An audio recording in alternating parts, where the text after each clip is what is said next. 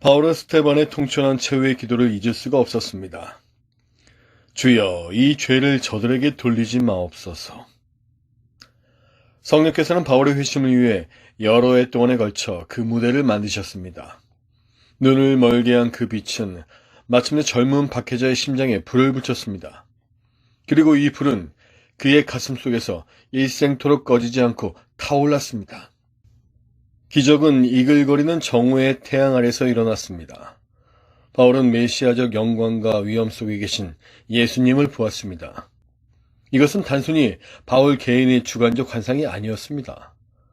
바울은 그 사건을 부활하신 예수 그리스도께서 마지막으로 나타나신 것으로 생각하며 또한 그것을 그리스도께서 다른 사도들과 제자들에게 나타나신 것과 동등하게 여겼습니다. 그의 말은 분명하고 모호하지 않았습니다. 게바에게 보이시고 후에 12 제자에게와 그 후에 500의 형제에게 일시에 보이셨나니 그 중에 지금까지 태반이나 살아있고 어떤 이는 잠들었으며 그 후에 야고보에게 보이셨으며 그 후에 모든 사도에게와 맨 나중에 만삭되지 못하여 난 자 같은 내게도 보이셨느니라.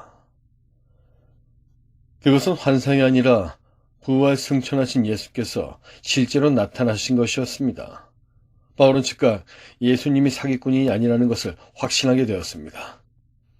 전 사건이 아모스 웰스의 글에 잘 나타나 있습니다. 그 빛은 정오의 해보다도 더 밝았다. 그 빛은 거룩하신 이의 타오르는 영광이었다. 그 빛은 영광과 위엄과 자비와 평화 가운데 계신 모든 능력과 찬양의 근원이신 십자가에 못 박이신 나사렛 사람 예수를 보여주었다. 그 빛 앞에서 사울은 한없는 수치를 느껴 움츠러들었다. 그 빛은 그의 잔악한 마음, 그의 편협한 신앙, 그의 광기, 그의 교만을 폭로하며 그리고 스데반이 죽을 때 보았던 그 빛나는 얼굴을 보여주었다. 그 빛은 다른 것은 아무것도 보지 못하게 했고 모든 외부 세계를 암흑으로 몰아넣었으며 오직 하나님의 아들만 보게 했다. 그 빛에 의해 사울의 양심은 마침내 깨어났다. 잘못된 열심으로 기세 등등하던 과거의 모든 기사는 꺾이고 가시체를 발길질하기가 얼마나 힘든가를 그는 알았다. 장렬하는 그 빛은 미래를 밝혀주는 한 줄기 소망을 주었다. 주여, 무엇을 하리이까? 새로 거듭난 사울로부터 나온 떨리는 외침을 들으라. 그 다음 그의 소중한 시력은 회복되었고 그 빛은 계속 장엄한 빛을 발하고 있었다. 그 빛은 그를 그리스도의 증인으로서 길을 찾아 헤매는 사람들에게로 다시 씩씩하게 나아가게 했다. 불쌍하고 어두운 모든 땅이 하나님의 밝은 빛으로 밝아올 때까지. 신문관 사울이 생각했던 것과는 얼마나 다른 다메섹 입성인가. 땅에 엎드러져 들음에 소리 있어 가라사대 일어나 성으로 들어가라. 행할 것을 내게 이를 자가 있느니라. 사울이 땅에서 일어나 눈은 떴으나 아무것도 보지 못하고 사람의 손에 끌려 다메섹으로 들어가서 이제 그 눈먼 회심자는 주님께 사로잡힌 몸이 되어 미지의 길을 걷게 되었습니다. 그러나 그 길은 축복의 길이었습니다. 밖은 온통 어두웠으나 안은 밝았습니다. 그리스도의 주재권에 대한 바울의 굴복은 즉각적이고 절대적이었습니다. 예수님이 사기꾼이 아니라 유대인의 메시아임을 깨닫는 순간 그는 올바른 반응은 오직 한 가지뿐이라는 것을 알았습니다. 그 모든 것이 그의 첫 두 질문 속에 담겨져 있습니다. 주여, 니시니까? 주여, 무엇을 하리이까? 참된 회심은 하나님의 뜻을 찾고 그 다음 거기에 굴복하는 결과를 낳았습니다. 왜냐하면 구원에 이르는 믿음은 반드시 순종을 포함하기 때문입니다. 멈출 줄을 모르고 뛰던 가장 교만한 심장이 드디어 내 안에서 잠잠해졌습니다. 주님을 조소하기 위해, 주님의 원수들을 돕기 위해 끊임없이 치솟던 가장 강팍한 의지가 나의 하나님, 당신에 의해 진정되었습니다. 바울의 생애 속에서 펼쳐지는 하나님의 전략은 너무도 놀라웠습니다. 가장 악랄한 적이 가장 큰 친구가 되었다. 박해자가 그리스도의 사랑을 전파하는 사람이 되었다. 그리스도의 제자들을 재판관 앞으로 끌고 와 감옥에 집어넣을 때 고소장을 쓰던 그 손이 이제는 하나님의 구속적 사랑의 편지를 썼다. 한때는 그리스도인이 돌에 맞아 피투성이가 되어 돌 밑에 깔려 숨질 때 기쁨으로 뛰던 그 심장이 이제는 그리스도를 위해 매를 맞고 돌을 맞는 것을 즐거워하였다. 이 예전의 적, 핍박자, 박해자에게서 신약 성서의 대부분과 가장 훌륭한 신학적 진술, 그리고 기독교적 사랑을 노래한 가장 아름다운 시가 나왔다. 하나님의 부르심은 아주 분명하고 구체적인 방법으로 바울에게 임하셨기 때문에 그는 그것을 잘못 생각할 수가 없었습니다.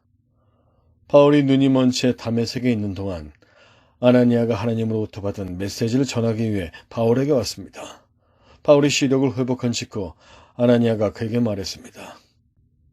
우리 조상들의 하나님이 너를 택하여 너로 하여금 자기 뜻을 알게 하시며 저 의인을 보게 하시고 그 입에서 나오는 음성을 듣게 하셨으니 네가 그를 위하여 모든 사람 앞에서 너의 보고 들은 것을 증인이 되리라.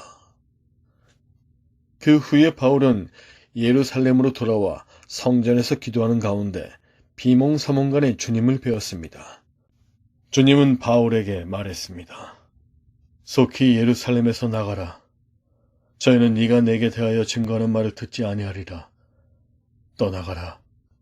내가 너를 멀리 이방인에게로 보내리라. 하나님께서는 또한 아나니아를 통하여 바울의 복음을 전하여야 할 지역을 말씀하셨습니다. 가라. 이 사람은 내 이름을 이방인과 임금들과 이스라엘 자손들 앞에 전하기 위하여 택한 나의 그릇이라. 그가 내 이름을 위하여 해를 얼마나 받아야 할 것을 내가 그에게 보이리라. 바울은 아그리빠 왕 앞에서 자신을 변호할 때 자기의 부르심의 또 다른 면을 이야기했습니다. 우리가 다 땅에 엎드러짐에 내가 소리를 들으니 히브리 방언으로 이르되 일어나 네 발로 서라. 내가 내게 나타난 것은 곧 네가 나를 본 일과 장차 내가 내게 나타날 일에 너로 사원과 증인을 삼으려 함이니 이스라엘과 이방인들에게서 내가 너를 구원하여 저에게 보내어 그 눈을 뜨게 하여 어둠에서 빛으로 사단의 권세에서 하나님께로 돌아가게 하고.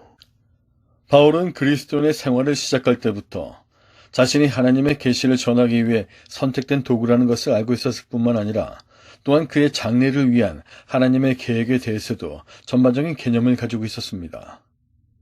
첫 번째, 그의 사역은 그를 고향으로부터 멀리 떠나게 할 것이다. 두 번째, 그는 이방인들에게 전도하는 특수한 사역을 할 것이다.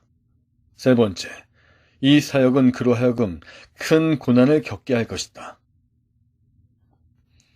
이 부르심이 그의 삶을 위한 하나님의 새로운 계획이 아니라 그가 태어나기 전부터 시작된 준비 과정의 절정이었다는 것은 점차적으로 깨닫게 되었습니다.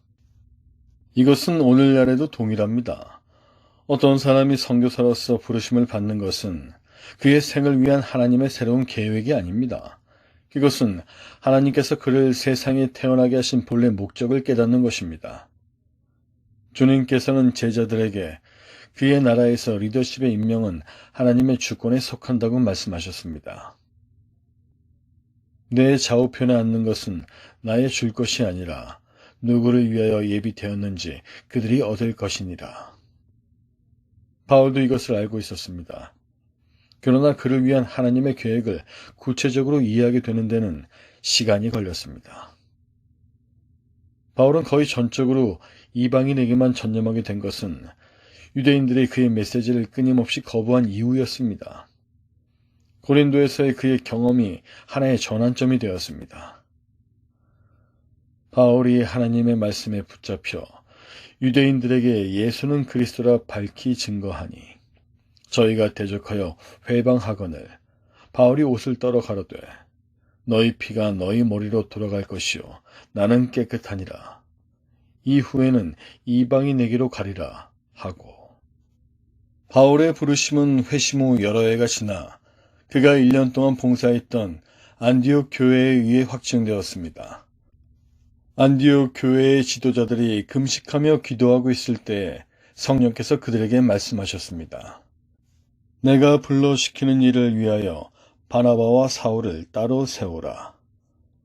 이로써 그 일반적인 부르심은 드디어 구체적인 것이 되었고 사울은 성령의 보내심을 받아 기쁨으로 떠났습니다.